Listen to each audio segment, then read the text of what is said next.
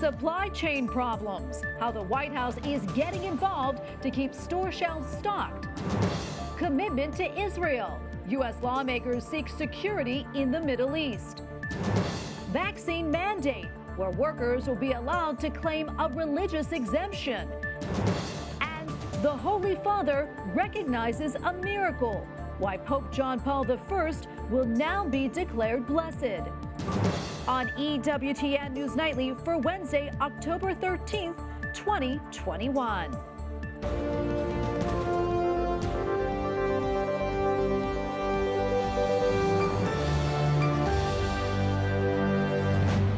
Thank you so much for being with us tonight. I'm Tracy Sable. The White House is trying to help relieve bottlenecks that are hurting stores and costing consumers. Businesses are having trouble shipping supplies through clogged ports. And now President Joe Biden is announcing an agreement that may help. White House correspondent Owen Jensen reports. Owen? Tracy, good evening to you. President Biden spoke from the White House earlier this afternoon. He took no questions after, but during his speech, he said the Port of L.A. will soon have some brand new hours of operation, and he says the move has the potential to be a game changer. That's why President Joe Biden tells Americans he has a plan to get consumer products sitting on idle ships to store shelves faster. Under a new agreement, the Port of Los Angeles will keep the lights on around the clock so stranded container ships can unload their goods. this is the first key step toward moving our entire freight, transportation, and logistical supply chain nationwide to a 24/7 system. Republicans have ripped what they call the Democrats' inflation, saying American workers' purchasing power, even those who've gotten pay raises, has been cut. In response to the rising prices, Social Security recipients next year in 2022 will see about a 6% increase in their monthly checks. They're called cost of living adjustments, or COLAs. That turns out to be on average about $92 extra per month. And while Christmas is still more than 2 months away, the lack of supply means shoppers may need to plan ahead. I think there's always been two kinds of Christmas shoppers. There's the ones who have all their list completed by Halloween, and then there's people like me who show up at the mall on Christmas Eve. If you're in that latter bucket, obviously there's going to be more challenges. Meanwhile, America plans to reopen its land borders with Canada and Mexico next month for the first time since the coronavirus arrived. That means non-essential travelers can come into the country as long as they're fully vaccinated. Also tonight, as we head into winter very soon, watch your wallet. Home heating bills are expected to soar this winter as high as 54% compared to last winter. Blame the snarled supply chain for that as well. At the White House, Owen Jensen, EWTN News Nightly. Well, infighting between progressive and moderate Democrats on Capitol Hill isn't just about economic issues. The hard feelings extend to foreign policy, such as the funding for the defense of Israel and its missile defense system known as the Iron Dome. Capitol Hill correspondent Eric Rosales reports. The tension between Democrats boils down to giving Israel $1 billion contribution to help fund the Iron Dome. Several progressives have objected because of Israel's conduct toward Palestinians. I firmly believe our country must oppose selling weapons to anyone, anywhere, without human rights law compliance. The Israeli government is an apartheid regime. Not my words, the words of Human Rights Watch. That caused other Democrats to speak out. I cannot allow one of my colleagues to stand on the floor of the House of Representatives and label the Jewish Democratic State of Israel an apartheid state. I reject it. Iron Dome funding was stripped out of the government funding bill. It passed the House as a standalone measure. Supporters say the Iron Dome brings peace in the region. This is a cheap buy, and it's a massive humanitarian benefit. James Carafano is an expert in national security and foreign policy. He tells me funding is essential because it prevents civilian casualties in the region. He says it's been a bipartisan issue in the past, but not now. It's a wing that's anti-Semitic. It's anti-Israeli. It's pro-Islamist. It's anti-democracy. And it is like a black hole in the Democratic Party with gravity that's just trying to suck the party in its direction. Wisconsin Senator Ron Johnson tells me with the U.S. out of Afghanistan, Israel is now more vulnerable. That's what happens under Democrat leadership. America becomes weaker. that emboldens our enemies. It makes them more aggressive, and they'll become more aggressive toward Israel. So at a minimum, we need to help Israel defend itself. The Iron Dome goes a long way toward doing that. Republican Senator Rand Paul recently blocked a vote on the bill because some of the money earmarked for Afghanistan would wind up in the hands of the Taliban. It may be a while before the bill makes it back to the Senate floor. At the Capitol, Eric Rosales, EWTN News Nightly. And joining me now is Christopher Bedford, senior editor at The Federalist. Chris, welcome back. Great to see you as always. As we just heard from Eric Rosales, there is infighting among Democrats when it comes to Israel's Iron Dome. But of course, that's not the only thing. Can you talk to us about how these divisions are impacting the Democrat Party and the Biden administration's ability to implement its agenda? It's been interesting to see this fighting going on with the Democrats. It's something that we've associated over the last decade or so much more with the Republican Party having a conservative wing fighting against maybe a more moderate or more liberal wing of the GOP. Here we have something different actually going on, where you've got a hard left wing of the Democratic Party, which are causing some confusion. But generally, so far, both Speaker Pelosi and President Joe Biden have been on their side, almost as if John Boehner and Donald Trump were on the side of the Freedom Caucus. Now, that doesn't extend to every single one of these issues. For example, an Iron Dome, which has generally been a bipartisan thing, it's a completely defensive weapon. That's someplace where they're having a lot of disagreements, a lot more fighting going on. It seems like somebody maybe should explain to the members of the squad and their allies the Iron Dome is a defensive weapon, not an offensive weapon. And I'm totally open to any member of the United States Congress or the Senate saying, why are we sending $1 billion or more to any other country outside the United States with our deficit problems? That's an open debate to have. The problem that we're seeing right here is a lot of these members have actually said openly anti-Semitic things. So if there's anyone to be a messenger on these kind of questions, it really isn't them. They're not considered in good faith. Yeah, Chris, I want to turn to something else right now, to the governor's race in Virginia. And it seems one of the big issues shaping that race is education. Let's talk more about that and how that's factoring into what's become a very close race there. The last few weeks have been it's almost as if the Republican candidate Glenn Youngkin had written everything that Terry McAuliffe, his opponent, had been saying. Whether he was shutting down a black anchor who was telling him that she was asking him questions about critical race theory in schools, and he was lecturing her on what that was, or whether it was during the debate when Terry McAuliffe said parents shouldn't be telling children teachers how to teach their children. They don't have any right or any place to do that. To say those things out loud is pretty surprising. You've seen some real pullback from Terry McAuliffe from some of his more extreme positions over that. For example, this week, he purged his website of all of its pro-abortion, extremely pro-abortion language, replaced it with some mealy-mouthed slogans about standing with women. These show you that those numbers are very close. But Virginia is a complicated place to watch. Whenever we think the race is going to be close, Republicans get blown out. And whenever we think the Republicans are being blown out, the race ends up very, very close. Yeah, and I'm going to stay with Virginia here and education. A story that's really getting a lot of attention right now is about a Loudoun County father who attended a school board meeting a few months ago in which he ended up in handcuffs. Now, many of us saw those images, but it turns out that there was much more to that story. Let's talk a little bit more about that. That's an extremely sad story, and this is something that is completely nonpartisan issue. What parents are upset about what's going on in their schools. In this case, it was a young man who identifies as a woman raping viciously allegedly raping this man's daughter in a bathroom. Because of that, this was during the transgender bathroom fights. The school just quietly transferred that student to another school where another sexual assault against a young woman in the bathroom took place, or at least allegedly. These things were hidden from parents. This father was arrested, and when parents were finally able to even say their piece, they had to go in one at a time and speak to a largely empty room. They were claiming it was for COVID, but really they were trying to hold what should be a public meeting as privately as possible. The school boards in these counties are not connected with the parents, whether they're Democrats or Republicans. It's dangerous, it's awful, and the Loudoun County parents, which is where this happened, are right to be calling for the firing of the superintendent and the resignation of the school board. Yeah, it's a really disturbing story. Before we let you go, we have about a minute left. Something I also want to talk about. Our partners at the Catholic News Agency reported on this. A church in Denver, Colorado had been vandalized, and I know you've been following that issue very closely and this uptick in such events. Let's talk a little bit more about that. And do you think the situation is getting worse, Chris?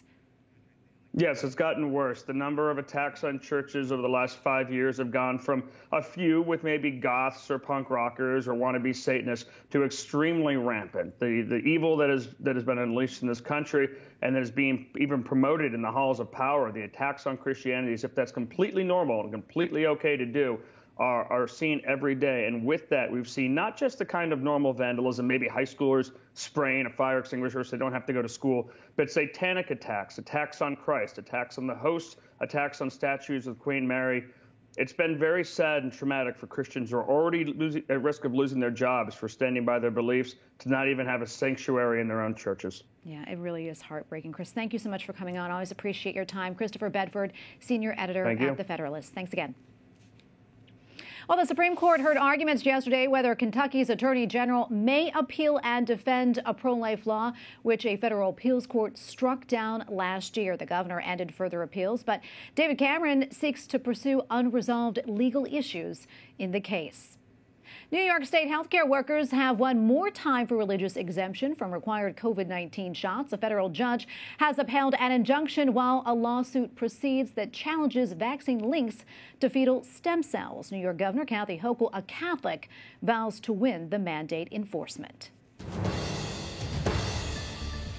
3 seminarians in Nigeria were abducted earlier this week following an attack on their seminary. 6 others were injured in the strike. Church leaders are praying to Our Lady of the Rosary and St. Wilfrid for the safe return of the kidnapped students. And for more on this story, including a look at other recent kidnappings involving the faithful in Nigeria, visit our partners at CatholicNewsAgency.com. Catholics in Brazil honor a beloved national symbol and their patronal feast day on Tuesday.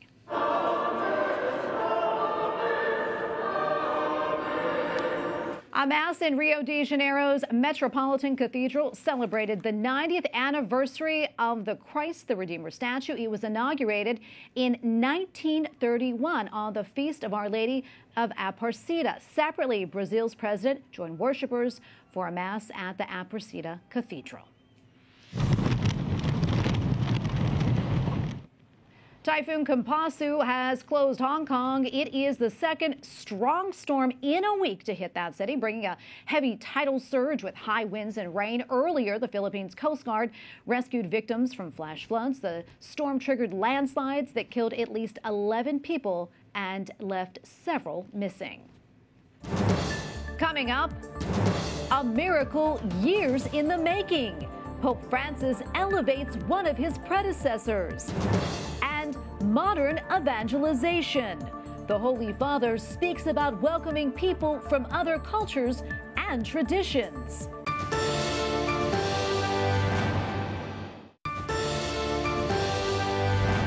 The Holy Father says the gospel opens every culture on earth to greater freedom.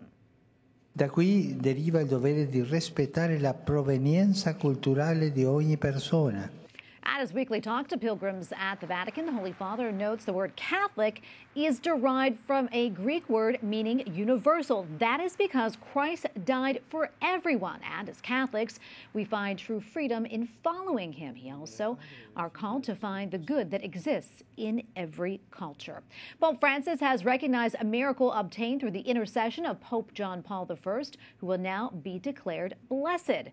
John Paul I died unexpectedly in 1978 after just 33 days as Pope. He was declared venerable by Pope Francis back in 2017.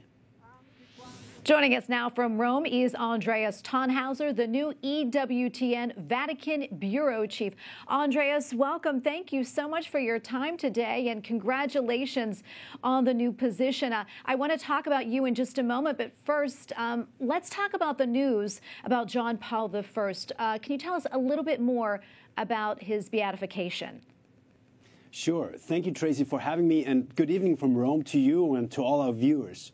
Now, the beatification of John Paul I were the big breaking news today here in the Eternal City. Although we do not know for sure, but it could very well be that his beatification will take place right here in Rome. And usually these ceremonies are being held in the country most associated with the life of the Blessed.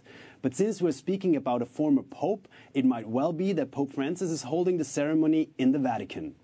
Venerable John Paul I is often referred to as the Smiling Pope. In Rome, he's still remembered for his humility, his joyful personality, and his desire to teach the faith in an understandable manner. Today, Pope Francis has recognized the miracle obtained through the intercession of John Paul I. An 11-year-old girl from Buenos Aires was miraculously healed from a severe illness causing terrible pain. Her parish priest had brought up the idea to pray for the intercession of John Paul I. And after 10 years, this miracle has been recognized. It is so exciting. And Andreas, I know that you arrived in Rome just about a month ago. Can you tell us a little bit about yourself and how your first month in Rome has been so far? Well, Tracy, Rome is a truly fantastic city. I grew up in Austria. It's the country next to Italy, so not that far away. But coming from Vienna, that's the capital city of Austria, to Rome is still a big step. And I brought my 6 children and my wife with me. And so this has been, a joy, but also at the same time a challenge with a new language, a new culture, a new place to be. But I have to say that EWTN has a fantastic team here in the city. And my family and I felt welcome from the very first day. I've only been here for a few weeks, and I'm already impressed with how many features we're producing and how many people we reach with our Vatican programs. I've had the chance to speak to some Vatican officials, cardinals, priests, lay people, as well from Rome, but also from outside of Rome, from all across the world. And one thing is already clear to me, it's that EWTN plays a very important role here in Rome and in the global life of the Church. We work very closely with the Church here and support Pope Francis in communicating Jesus' message to the ends of the earth. Yeah, and as you mentioned, the Vatican Bureau really is so important to our mission here at EWTN. What does the future look like for the office, and maybe what are some of your goals? So, as I said, Rome truly is the beating heart of the Church, and our office here plays a crucial role in amplifying what is being said here in Rome. We want to show the beauty of the Church, and we want to inform the faithful about the Holy See and what happens at the Vatican. I truly believe that the Vatican Bureau will be increasingly important, especially in our digital age. More and more faithful around the world want to receive first-hand information from the Pope and the Church. And we are providing this information 24/7. Oh, that is wonderful. And again, thank you so much for your time today, Andreas. Congratulations. And we are excited you are with us. Andreas Tannhauser, EWTN Vatican Bureau Chief. Thank you again and welcome. Up next, from the set of Star Trek to space, actor William Shatner gets a new view of the Earth. And spiritual discernment. Learn about the playbook for the spiritual life.